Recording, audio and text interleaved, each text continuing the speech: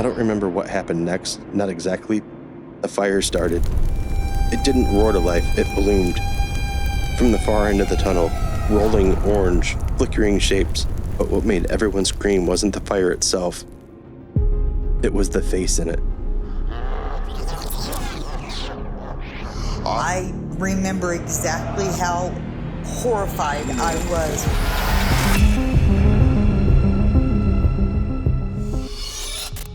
Tonight's tales ride the signal, slip through the flame, and watch from the window you thought was boarded up. You came for safety, but you tuned into horror. Welcome back to the dark. Broadcast control, submitted by Hayden Bradley. The sun was a lazy afternoon smear across the windshield as we drove. My dad at the wheel, my older brother slumped asleep in the passenger seat, and me, probably 10 or 11 at the time, staring out the back window. It was one of those endless summer road trips, the kind where landscapes blur into monotonous green and brown, broken only by the occasional billboard for cheap motels or forgotten diners. We were somewhere deep in rural Ohio, heading toward my grandmother's place, the air conditioner barely keeping the July heat at bay. My dad, a creature of habit, had the classic rock station on, the one that played all the hits from his youth. More Than a Feeling was just winding down, the solo fading into a soft hiss. You know, background noise, nothing we were actually paying attention to. That's when we heard it all for the first time. The static slammed into the car like a live wire, sharp, crackling, harsh enough to make us all flinch. My brother stirred with a grunt. My dad reached for the dial, probably about to switch to something clearer. Before he could touch it, a voice cut through. It was clear, cold, flattened of anything human, like an old GPS or automated phone line. Turning off Road 74 onto County Road 52. Just like that, the static vanished. The rock station snapped back mid-song, cheerful and loud, like nothing happened. We sat there frozen, each of us staring at the radio. My dad's hand hovered near the dial. My brother's eyes were wide now. My stomach had dropped into my knees. I could feel it without anyone saying it out loud. The voice had said something exact. It wasn't a jumbled message or a joke. It was our turn, the one right in front of us. My dad started slowing the car, signaling almost without realizing it. The green sign appeared through the veil of weeds. County Road 52. We rolled onto the gravel shoulder, the tires crunching, the car drifting gently to a stop. The engine idled. The AC still hummed. The music played like it hadn't just been hijacked by something unnatural. Nobody spoke. The quiet inside the car waited, like we were underwater. My dad finally reached out and turned the radio off. The sudden silence made the moment worse. "That's not right," he said, mostly to himself. My brother looked pale, like the heat wasn't even touching him. "Was that a ghost?" he asked, nearly a whisper. I couldn't answer. I didn't know. I just felt small, watched, like something had pointed at us and spoken the words as we moved, like we were being read from a page. Dad tried to reason it out. Might have been some kind of radio interference or ham radio guy messing around. He didn't sound like he believed it, and the voice we heard hadn't sounded human at all. The tone, surgical, robotic, kept playing in my head. Turning off Road 74 onto County Road 52. It hadn't been warning us. It hadn't been advising. It had been describing us in real time. The car sat there for maybe a minute longer. Then Dad shifted into drive. And just as the tires began to roll forward, the static erupted again, louder this time. It drowned the engine. Then the voice returned, a notch higher in volume. Continue straight for 3.7 miles. Then turn left onto Elm Creek Lane. My dad slammed the brakes hard. The three of us jolted forward in our seats and the seatbelts locking across our chests. The voice didn't repeat. The static didn't linger. The rock music returned, casual and bright. None of us were listening to it. My dad's knuckles had gone bone white on the steering wheel. My brother was trembling outright. I felt this cold, tightening sensation in my chest, like I was being wound up from the inside. This wasn't a coincidence. Again, this wasn't a prank. This thing, whatever it was, knew where we were going, how fast, what roads. It wasn't following us, it was predicting us. Or worse, deciding for us. He put the car in reverse, backed off the gravel. My dad shook his head slowly. We're not turning down Elm Street Lane. Merged onto Route 74 without a word. His jaw was clenched so tight I thought it might crack a tooth. My brother and I looked at each other, both of us too scared to say anything. But we were thinking the same thing. Had we just stepped out of real life? Out of something we controlled? We drove for what felt like hours after that. No more voices, no more static. My dad took back roads, side routes, anything that didn't resemble Elm Creek. He didn't turn the radio on again. The silence sat in the car like a fourth passenger, breathing down our necks. And maybe the quiet was worse than the voice had been. Every crossroads, every off-ramp, I just found myself holding my breath, waiting for that thing to return. But it didn't. We got to my grandmother's house late that evening. We were safe, but the air felt thick, felt heavy, like we carried something invisible with us. That night, we tried to talk about it, sitting in the living room while the floor fan hummed in the corner. My dad still clung to the idea that it was just a technical glitch, some weird coincidence. But his eyes said something else. My brother called it a road ghost, said it out loud like he was testing the idea. I didn't know what it was, I still don't. The only thing I knew then and now is that it didn't feel like a haunting. It felt like a narration. Something was telling our story as we were living it, not warning us, not showing us the future, just reading our present back to us in real time. Like we were already on some track we hadn't agreed to. We never heard it again. Still, every once in a while, when I'm driving back and the static kicks in for a second too long, I catch myself listening harder than I should. Not out of curiosity, but to make sure no one else is telling me where to go.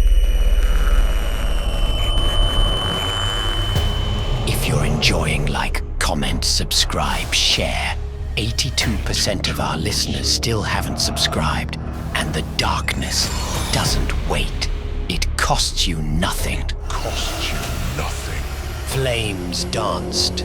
Submitted by Marley's Grandma.cp. Includes audio clips. I will try to do this as quick as possible. We weren't doing anything strange by the neighborhood standards. 5 kids, a stretch of summer boredom, and a concrete drainage tunnel that snaked under the highways like a secret world. It was the kind of place you dared each other to go, echoing with the water and your own heartbeat. But that day, they brought something else, a Ouija board. They swore it worked, said it belonged to one of the girls' older cousins. I didn't even want to touch it, but one of the oldest in the group, you feel like you've got to keep your cool. I sat down anyway. So, long story short, something took hold of me. There was flames blowing at the other end of the tunnel. All the other people saw all this and heard it. I didn't remember all of it, but it scared me so bad I won't even touch anything that even resembles a Ouija board.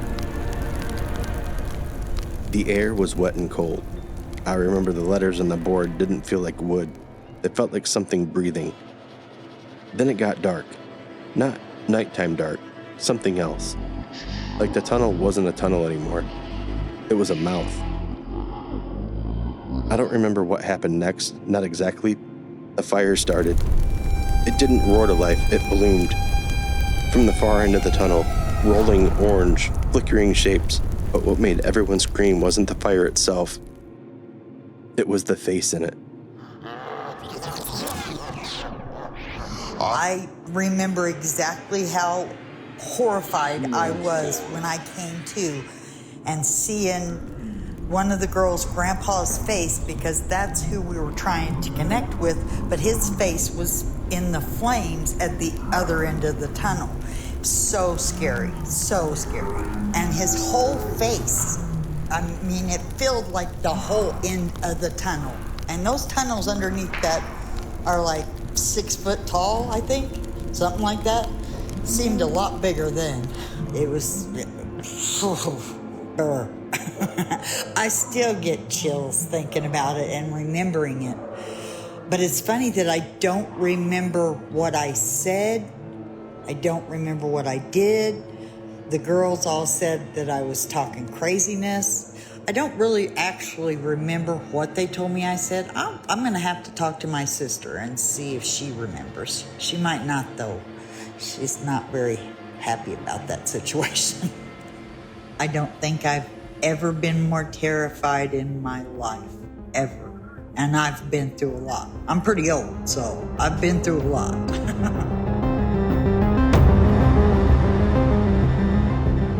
The House on Cypress Lane, based on a true story submitted by It's Your Fave. The feeling of eyes on my back, even when nothing was there, had become a sickeningly familiar friend on my daily walk. It was the same every single time. A big 2-story place, paint peeling, windows boarded up with splintered wood, and a front door that looked like it hadn't been opened or painted in decades. Everyone in town knew it was abandoned, officially condemned and locked up tight after some tragedy years ago, like one of those local legends people just hinted at. Even with the boards nailed across everything, even with the obvious decay, I always felt it when I walked by. Not just a breeze or sudden chill, but a definite, undeniable sense of being watched. It was like a pair of unseen eyes were just drilling into my back. For a few days, I tried to ignore it, telling myself it was just my imagination. The feeling intensified, growing into this weird, almost magnetic pull. I started doing this thing where, right as I passed the house, I'd whip my head around fast, hoping to catch whatever it was off guard. Of course, there was never anything, just the dead, staring eyes of those boarded-up windows. I kept telling myself it was just paranoia, too many late-night horror movies messing with my head. One Saturday, I was actually planning to skip my walk, just lounge around my house. My boyfriend Mark, who wasn't usually much for long strolls, suddenly suggested we go for one. I figured, why not? A change of pace. We ended up on my usual route, chatting, laughing, just enjoying the afternoon. As we approached the house in Cypress Lane, that familiar, unsettling sensation came over me again. My stomach tightened. Just as we were directly in front of it, the compulsion hit me, stronger than ever. Without even thinking, I snapped my head back to the left, my eyes locked onto the house. And there he was, standing in the second-story window, a section of boarding somehow pushed aside, was the impossibly tall man. He filled the entire frame, a dark silhouette against the dimness inside. He was just staring at us. No expression I could make out, just a blank, unwavering gaze that seemed to pierce right through me. "Mark," I whispered, my voice barely audible. "Did you see that?" Mark, who'd been in mid-sentence, stopped talking and followed my gaze. The man didn't move, just continued to stare, fixed on us as we passed. Mark's face went pale. "Holy hell," he muttered. "I seen him. Who is that?" We picked up our pace. Not quite running, but definitely walking faster, until we were a block or two past the house. My heart was pounding, a frantic drum against my ribs. The house was supposed to be locked up," I finally blurted out, my voice shaky. "Windows, doors, everything. No one's supposed to be there." We pulled out our phones, still a little disbelieving, but the image of that figure, motionless in the window, was seared into our minds. We called the police. It took them about 15 minutes to arrive, 2 cruisers pulling up to the curb. We explained what we'd seen, pointing to the specific window. The officers approached the house cautiously, their flashlight sweeping over the boarded-up windows and the heavy, chain-locked front door. They confirmed what we already knew. There was no way in from the outside. Every other point was sealed. We had both seen him clear as day, standing right there. The officers decided they had no choice. They busted out the lock on the front door, the sound echoing ominously down the quiet street, and went inside, weapons drawn. Mark and I stood there watching. Minutes ticked by. It felt like an eternity. Finally, the officers emerged, their faces a mix of confusion and frustration. "Nothing," one of them said, shaking his head. "Place is empty. Dust everywhere, no signs of forced entry inside. No one here." My stomach sank. Had we imagined it? Had the terror just made us see things? The other officer held up something in his gloved hand. It was a piece of paper, folded once, with bold red lettering visible even from a distance. "We found this," he explained, "in a second-story room. The one you pointed to." He placed it in an evidence bag. "Looks like someone was playing a sick joke." We thanked them, still feeling utterly bewildered. Over the next few days, the incident became the talk of our small town. What stood out to me, though, was when the other neighbors started coming forward. People I'd never even spoken to before. They'd mentioned how they too had felt the unsettling gaze from the Cypress Lane house. Whether walking, driving, or just sitting on their porches, they'd felt it, that prickle of being watched, but always dismissed it as silly paranoia. Now, they weren't so sure. The officer's confirmation of an empty house only deepened the mystery and the collective unease. About 3 days after the police broke into the house, the whispers turned to screams. A local kid, a 7-year-old named Leo Finch, went missing. The whole town turned out to search, frantic with worry. Hours later, he was found, not far from the main road, but crucially, he was found in the basement of the very house on Cypress Lane. He was alive, thank God, but clearly terrified and disoriented. His story sent a wave of pure, unadulterated horror through the community. He kept talking about a tall man. "He asked me for help." Leo kept repeating, his voice barely above a whisper, his eyes wide and vacant. "He said he was stuck. I went in to help him. He locked me in the basement." The police were baffled. How did a little kid get in when they had to break the door down? And who is this tall man if the house had been empty? The chief of police, a gruff, no-nonsense guy named Miller, finally called Mark and me down to the station. He had something to tell us about the note they'd found. He pushed the evidence bag across the table. Inside, the folded paper, visible through the plastic. The words were simple, stark, written in bold, jagged letters. "Help me." And it was in a deep, unsettling red. Chief Miller said they confirmed it was just red marker. "Routine test," he muttered, his face unreadable. As that paper, sealed in its plastic bag, sat there on the table, and we leaned closer, a distinct, undeniable odor wafted up. It wasn't marker, it wasn't paint. It smelled like blood. Fresh blood. Mark and I looked at each other, our faces mirroring the same dawning, sickening realization. The police had confirmed it was marker, but the smell, it was too specific, too visceral.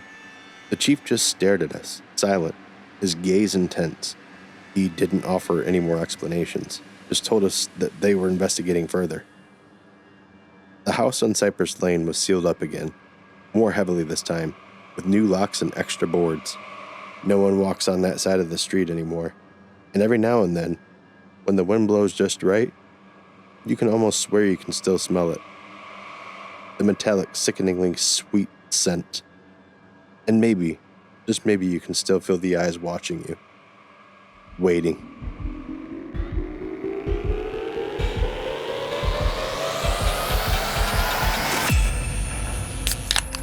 Frankenfuel, the only energy drink brewed posthumously. Now finally restocked and ready to possess you. Get 15% off your first order with our link, frankenfuel.com/PTPG. And follow the abominations over at Frankenfuel on Instagram. Which one haunted you most? Tell us in the comments. And don't forget to like, subscribe, and share the shivers. The lantern's fading, but we'll be back next week to peer once again, past the pumpkin's glow.